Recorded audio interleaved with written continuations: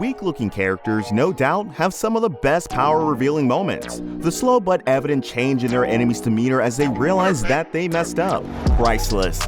And just mix it up with a pinch of spells and wizardry, and we have a perfect, overpowered magic user.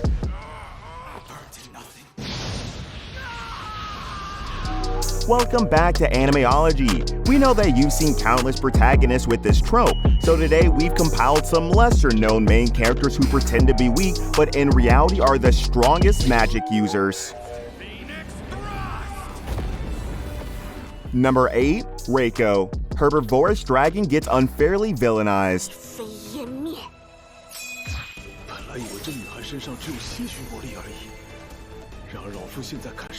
Herbivorous Dragon Gets Unfairly Villainized is about the unusual friendship between a young girl Reiko and an old dragon Rayogami. Reiko was initially offered to the dragon as a sacrifice, but since he's a vegetarian, he passes. Interestingly, Reiko seems to match the evil dragon in his power.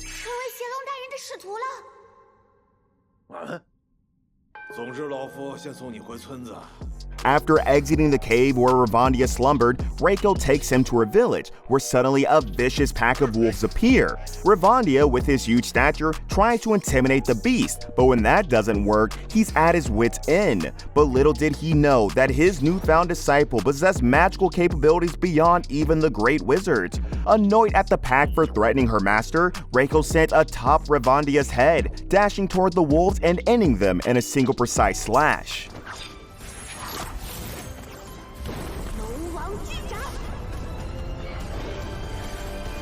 Number 7. Kazuma Yagami, Kaze no Stigma.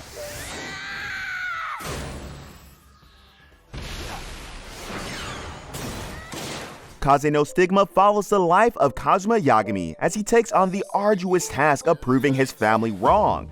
He was exiled 4 years earlier for not excelling at fire magic, but years later, Kazuma is a force to be reckoned with, given his tremendous skill in wind magic. Nice try, but wind magic can summon spirits faster. Just as he returns, Kazuma is forced to face his father, Gimna Kanagi, who wants his son to come back to answer some questions. But Kazuma is not one to be convinced easily. He wants to fight his father instead. Gimna, who knows little about his son's wind magic, takes him lightly, but Kazuma shows him exactly what a powerhouse he is. Before Gimna can make sense of the situation, he's knocked out by an attack from his son, setting the score once and for all.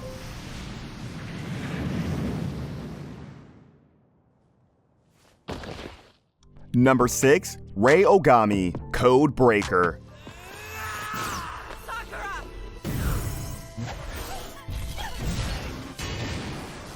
Codebreaker centers around Rayogami, an assassin whose motto is an eye for an eye, a tooth for a tooth, and evil for evil. With the flames of justice alight in his eyes, Ray is determined to fight for all those in need. He's able to hold his own thanks to his master's swordsmanship, enhanced strength, immense endurance, and super flash reflexes.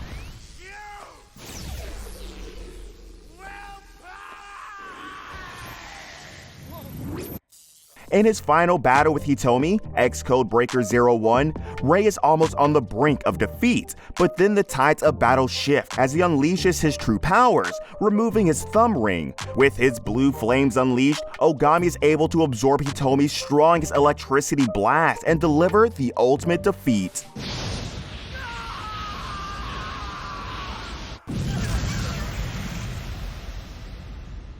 Number 5. Nana Hiragi, Talentless Nana. Where it didn't fall.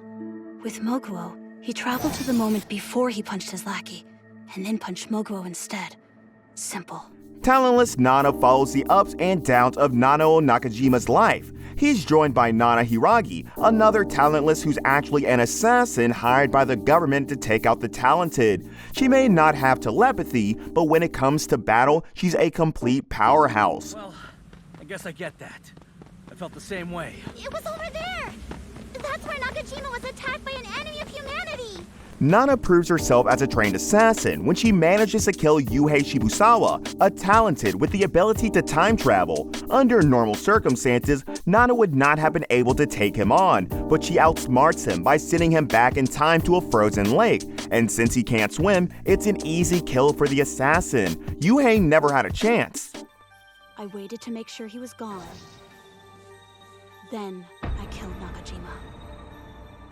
I have a mission. Number 4. Kiyosuke Hyobu, Unlimited Psychic Squad.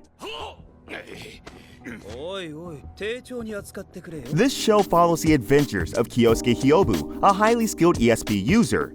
He has the ability to acquire the power of anyone who dies around him, making him more powerful than the strongest Esper, Fujigo Tsubomi. With powers like teleportation, psychometry, electrokinesis, and hypnosis, Hyobu has one mission, and it's to save all those Espers mistreated by humans. Right at the start of the show, Kiyosuke takes out policemen with impressive agility. He then goes on to destroy tanks and even takes down a helicopter, all on his own. The police has no fighting chance against this monstrosity, and yet Kiyosuke still surrenders himself, for ulterior motives of course.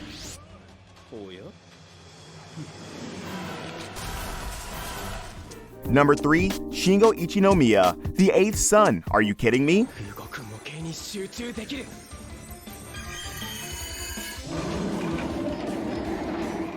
The 8th son, Are You Kidding Me?, follows the adventures of Shingo Ichinomiya, a salaryman who suddenly wakes up in a magical fantasy world as a little boy. Under his new identity, Wendelin von Benno Baumeister quickly discovers that he's a powerful magician. He soon runs into Alfred, a former court wizard who turns him into a skilled swordsman and a powerful mage.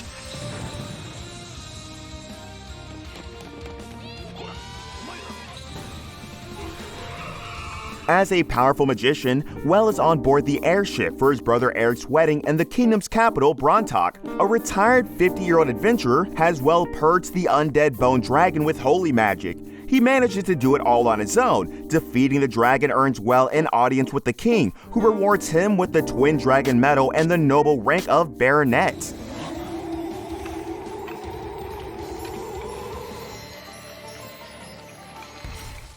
Number 2. Seiya Ryuguin, Cautious Hero. Said he shouldn't be trusted.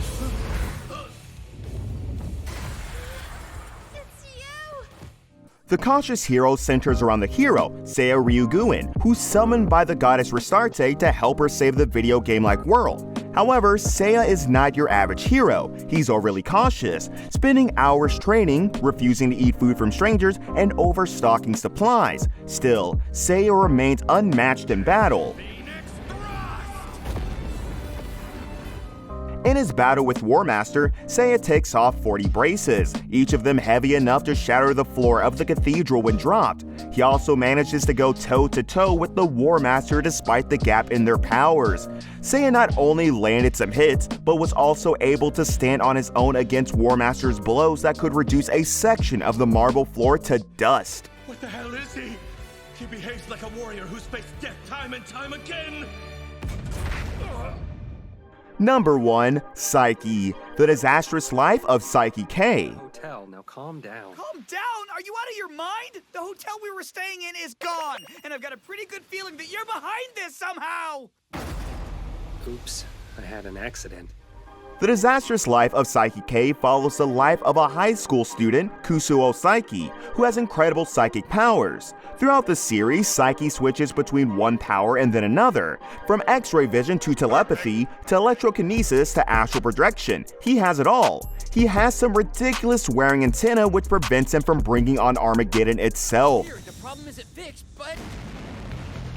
Oh man, this was a lot easier than trying to find the cause. In Season 1, Episode 12, Psyche is out on a trip with his class when they're threatened by a typhoon. While the rest of his classmates worry about the trip being cancelled, Psyche quickly pops out and neutralizes the threat with a flick of his wrist. Psyche actually spends the trip saving his classmates, whether it's taking care of some stomach aches or flying the plane himself. Oh, hey, Psyche, where have you been? You're soaked. Never mind that. I just paid a little visit to a typhoon in Okinawa. Now, let the school trip begin.